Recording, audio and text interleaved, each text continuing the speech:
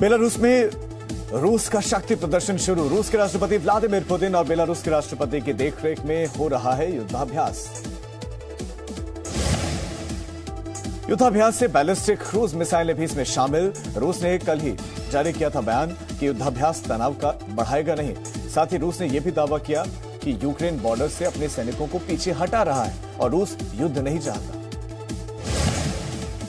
रूस के रक्षा मंत्रालय ने जारी किया बेलारूस और रूस के बीच में चल रहे युद्धाभ्यास का नया वीडियो। रक्षा मंत्रालय के मुताबिक युद्धाभ्यास क्रीमिया और काकेशस की सुरक्षा के लिए किया गया। बेलारूस और रूस के बीच में पिछले 10 दिनों से मिलिट्री ड्रिल जारी और इन ड्रिल्स में रूस के लड़ाकू विमान, हेलीकॉप्टर्स, इसके साथ साथ टैंक्स, पैराट्रूपर्स शामिल है। रूस के रक्षा मंत्रालय द्वारा जारी किए गए इस वीडियो में Mi-8 मिलिट्री हेलीकॉप्टर भी युद्धाभ्यास करते हुए दिखाई दे रहे हैं। अमेरिकी राष्ट्रपति जो बाइडेन ने रूस को दी चेतावनी। कहा, अगर यूक्रेन पर रूस हमला करता है तो विनाशकारी युद्ध के लिए रूस जिम्मेदार होगा। बाइडेन ने कहा कि रूस झूठ बोलता रहा है कि वो अपनी सेना हटा रहा है। रूस पर भरोसा नहीं किया जा सकता। बाइडेन ने रूस को दिया अल्टीमेटम, गैर जरूरी युद्ध के लिए रूस जिम्मेदार होगा। रूस यूक्रेन पर आक्रमण करता है तो हम रूस पर कड़े प्रतिबंध लगाने के लिए तैयार भी हैं। अमेरिका के उपराष्ट्रपति कमला हैरिस का बड़ा बयान। कहा, रूस की कथनी और करनी में फर्क है। अगर रूस यूक्रेन पर हमला करता है तो अमेरिका और उसके समर्थक देश रूस को आर्थिक मदद देना बंद कर सकते हैं। यूक्रेन के समर्थन में खुलकर आया अमेरिका। बाइडेन का ट्वीट, अमेरिका और उसके सहयोगी देश यूक्रेन के लोगों का समर्थन करेंगे। हम यूक्रेन में लड़ने के लिए अपने सैनिकों को नहीं भेजेंगे, लेकिन यूक्रेन के लोगों का समर्थन हम करते रहेंगे। यूक्रेन से जारी विवाद के बीच में रूस के राष्ट्रपति व्लादिमीर पुतिन कल फ्रांस के राष्ट्रपति इमैनुअल मैक्रों के साथ करेंगे मुलाकात। दोनों देशों के राष्ट्रपति यूक्रेन संकट पर करेंगे चर्चा। सीज फायर तोड़ने के लिए यूक्रेन की सेना और रूस समर्थित अलगाववादी एक दूसरे को जिम्मेदार ठहरा। यूक्रेन का दावा, पूर्वी यूक्रेन में हुई शेलिंग की वजह से हालात काफी खराब हो गए हैं। गोलीबारी में पूर्वी यूक्रेन में एक वाटर सप्लाई स्टेशन क्षतिग्रस्त हुआ है, जिसकी वजह से बिजली और पानी का संकट पैदा हो गया। पूर्वी यूक्रेन में हुई फायरिंग में किसी के मारे जाने की खबर नहीं है, लेकिन एक महिला जख्मी हुई है। वहीं शेलिंग की वजह से कई सुविधाएं भी लोगों तक नहीं पहुंच रही, कई सुविधाओं को नुकसान हुआ। रूस के युद्ध संकट के बीच में पूर्वी यूक्रेन में लगातार दूसरे दिन धमाके हुए। पूर्वी यूक्रेन में डोनेस्क में रूस समर्थित अलगाववादियों के द्वारा सरकारी इमारतों के बाहर एक कार को निशाना बनाया गया। धमाके से मलबे में तब्दील हुई कार। जानकारी के मुताबिक डोनेस्क के एक आर्मी ऑफिसर की यह कार थी। हादसे में किसी के मारे जाने की खबर नहीं। यूक्रेन की सेना और रूस समर्थित विद्रोहियों के साथ जारी विवाद पर यूक्रेन का दावा, पूर्वी यूक्रेन में हुई गोलीबारी में एक यूक्रेन के सैनिक की मौत हुई।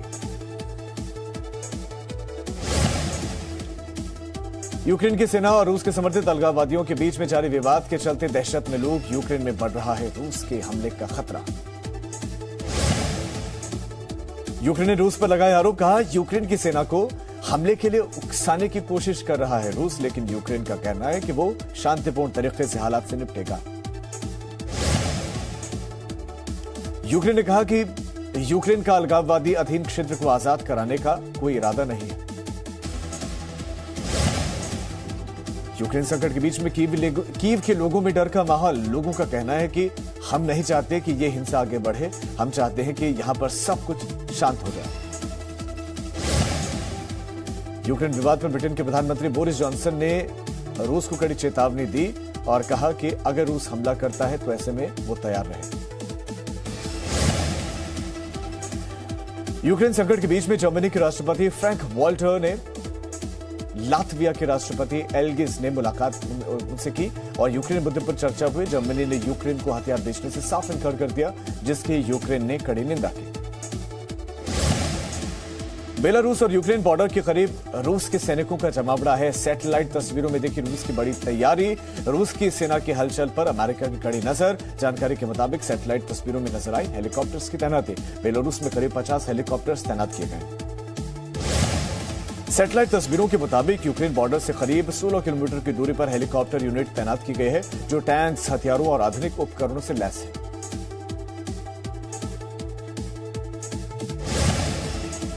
यूक्रेन ने जारी विवाद के बीच में रूस और बेलारूस का संकट अभ्यास इनका जारी है। मिलिट्री ड्रिल से हेलीकॉप्टर, इसमें हेलीकॉप्टर और दूसरे आधुनिक उपकरण शामिल हैं। सैटेलाइट तस्वीरों में एक साथ कई लड़ाकू विमान, S-400 डिफेंस सिस्टम रूस ने बनाए एयरबेस, यूक्रेन बॉर्डर किनारे रूस की बड़ी तैयारी नजर आई। रूस बेलारूस के संयुक्त अभ्यास में एयरफोर्स के एंटी एयरक्राफ्ट मिसाइल रेजिमेंट ने भी हिस्सा लिया। मिलिट्री ड्रिल के दौरान S-400 सिस्टम के साथ ही मिसाइल का इस्तेमाल किया।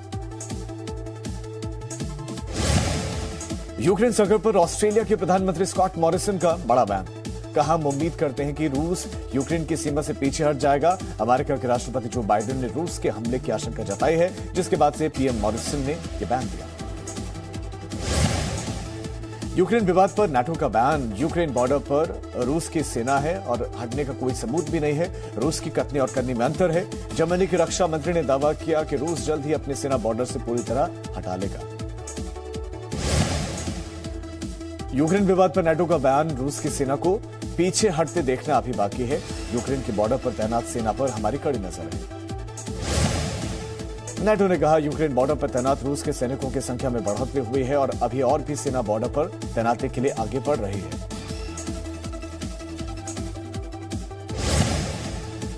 युद्ध के खतरे के बीच में यूक्रेन के अलगाववादी नेता ने की पूर्ण सैन्य लामबंदी की घोषणा। साथ ही रिजर्व बल के सदस्यों से सैन्य भर्ती कार्यालय में आने का अनुरोध किया गया। पूर्वी यूक्रेन के डोनेस्क में और लुहांस्क में अलगाववादी अधिकारियों ने महिलाओं, बच्चों और बुजुर्गों को बड़े पैमाने पर रूस भेजने की घोषणा की है। निकासी का प्रयास शुरू करने के साथ ही कुछ समय बाद बॉर्डर पर लंबा जाम लग गया। रोस्तोव क्षेत्र में शरणार्थियों के लिए रूस ने खोली 15 सीमाएं। बॉर्डर पर उमड़ी लोगों की भारी भीड़, बच्चे, बूढ़े, महिलाएं कतारों में खड़े नजर आए। यूक्रेन संकट पर नाटो ने रूस के रक्षा मंत्रालय को भेजी चिट्ठी। कहा, हम बातचीत से सुलझाना चाहते हैं विवाद, हम नहीं चाहते किसी तरह की लड़ाई हो। अमेरिका और ब्रिटेन ने यूक्रेन पर हुए साइबर अटैक के लिए रूस को ठहराया जिम्मेदार। रूस ने खारिज किया आरोप। कहा, रूस का साइबर अटैक से कोई लेना देना नहीं और इससे पहले भी रूस ने कभी ऐसे घातक साइबर अटैक को अंजाम नहीं दिया। सेना वापसी का दावा करते हुए रूस के रक्षा मंत्रालय ने एक वीडियो जारी किया। ट्रेन्स में लदे दिखे रूस के कई टैंक्स। यूक्रेन को चीन का परोक्ष समर्थन। कहा, हम यूक्रेन के साथ हैं। रूस के खिलाफ प्रतिबंधों की तैयारी में पोलैंड। पीएम मासूज ने एक बयान जारी किया और कहा कि रूस पर सख्ती बरतेंगे। रूस और यूक्रेन विवाद पर यूएन महासचिव एंटोनियो गुतारेस का बयान। यूक्रेन पर रूस का हमला विनाशकारी साबित होगा। Presenting B News app, available on Google Play and App Store. Download it now.